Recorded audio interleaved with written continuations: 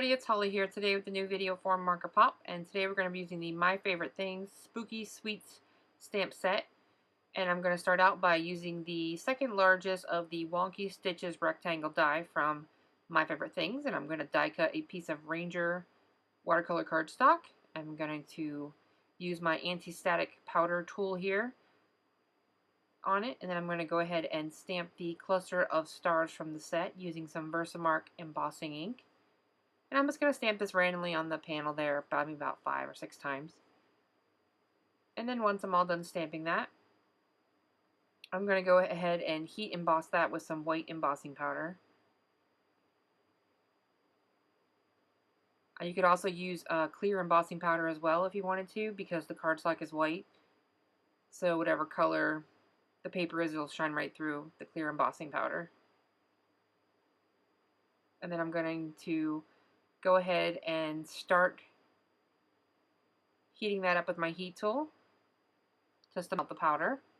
And once that's all melted and ready to go, I'm going to go ahead and smush some mustard seed distress ink onto my Ranger craft mat.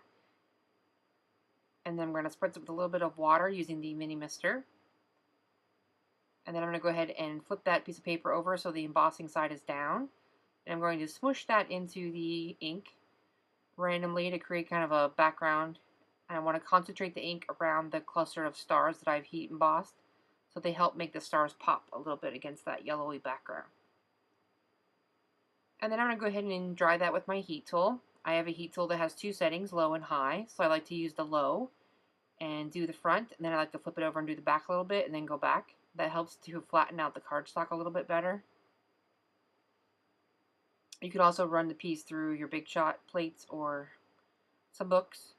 And I'm going to go ahead and use a paper towel and just wipe off the embossed area to make sure there's no ink on it. And I'm going to take some water and flick it onto the background. I'm just using the end of the mister sprayer here. You could use your hand or another bottle if you wanted. And then once that sits for just a few seconds, I'm going to go ahead and use a paper towel. And I'm going to blot that water up.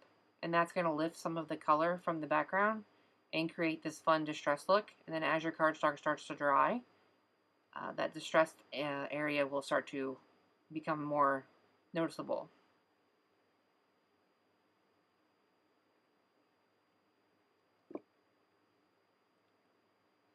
That's going to heat set that a little bit more, just to make sure everything's nice and dry.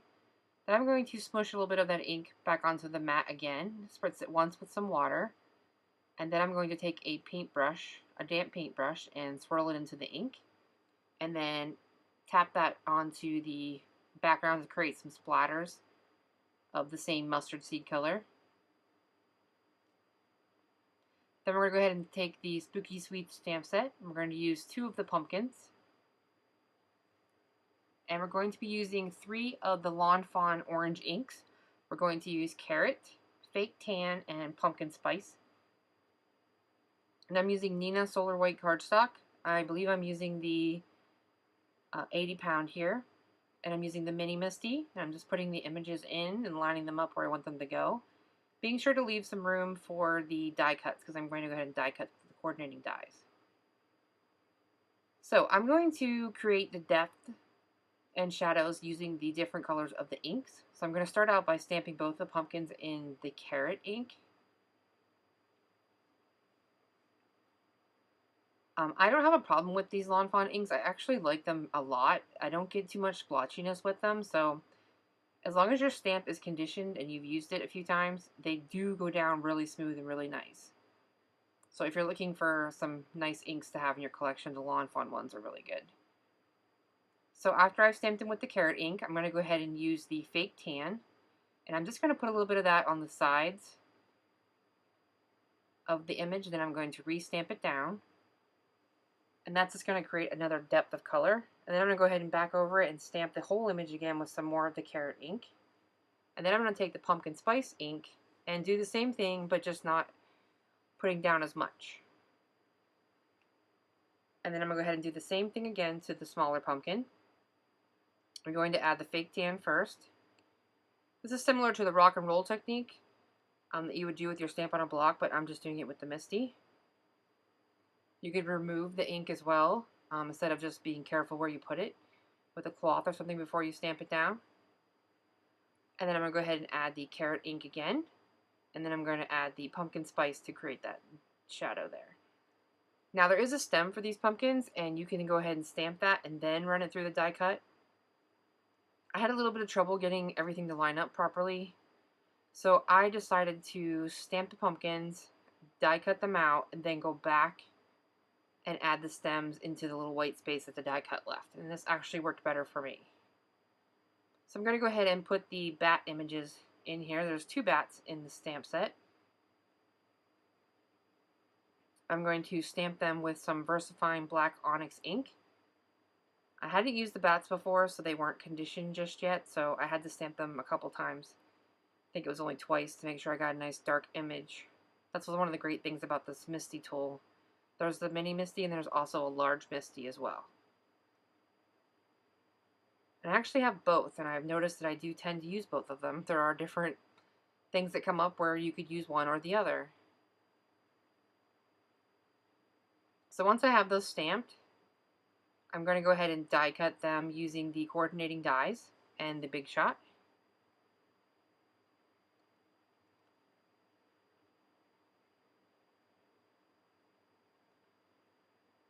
And then I'm going to go ahead and put them back into the Mini Misty, the 2 pumpkin images.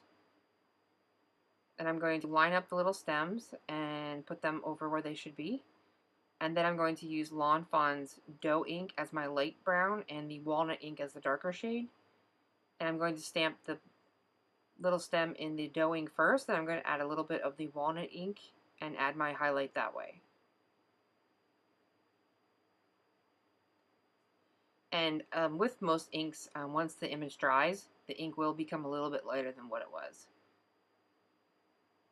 So I always say add a little bit more of that darker highlight if you want, or darker shadow if you want. So once I have everything all cut out, I'm going to go ahead and go back to the distress panel that I created. And I'm going to go ahead and start creating my little scene. And I'm adhering the large, taller pumpkin down with some Tombow Mono multi-glue directly onto the panel. And then I'm going to add the second pumpkin using some foam tape. And the same thing with the bat. I'm going to add the smaller bat down directly onto the panel. And then I'm going to pop up the second bat. And then every card I do has to have sparkling clear sequins. So I'm using the Pretty Pink Posh mix of the sparkling clear sequins, and I'm just going to add a couple of those with some Ranger Multi-Medium Matte. I like working on the Ranger Craft Matte because you can squeeze that stuff out right onto the mat, pick it up, and then just wipe it up with a paper towel and you're done. Easy peasy cleanup. So I'm just figuring out where I'm going to put my sequins, and I'm going to go ahead and add those down. And this is a step, if you prefer, you could wait to do the very last. I was just kind of boogieing along and decided to do it. And then I'm going to go ahead and create a top folding white card base using some Neenah 110 pound cardstock. And then I also die cut a second piece, or a second panel of black cardstock using that same rectangular wonky stitch that I used. I'm going to add that offset. And then taking the Blueprints 27, I'm using the tiny little banner cut from some Neenah Solar White cardstock. And I'm going to stamp the Boo sentiment using some VersaFine black ink. And I just stamped it a few times on some scrap paper to kind of condition it a little bit to make sure I didn't mess it up or anything. And then once I have that on there, I'm going to go ahead and attach that to the front of the card using some foam tape. And then I'm going to add some glue to the back of the distressed ink panel and adhere that, or onto the black piece, and adhere that to the distressed ink panel. And I'm going to tilt that and offset it a little bit so it kind of peeks out from behind. Then I'm going to get some Kitty Craft foam. Everybody's been using this as layering. It's a little bit thinner, so your images aren't as high. And I'm going to cut a piece to fit right behind that rectangle. And I'm just going to use the liquid glue that I have out here to attach that. The ATG gun works really good. The Scotch ATG gun, or Advanced Tape Glider, is the proper term. That works really good to adhere this fun foam to your cards. I've never had any problem with any of it coming back up. But today we're using the multi-glue. So we're using the multi-glue from Tombow. Just putting that down. And I like to line that up so that it's lined up with that distressed ink panel on the front.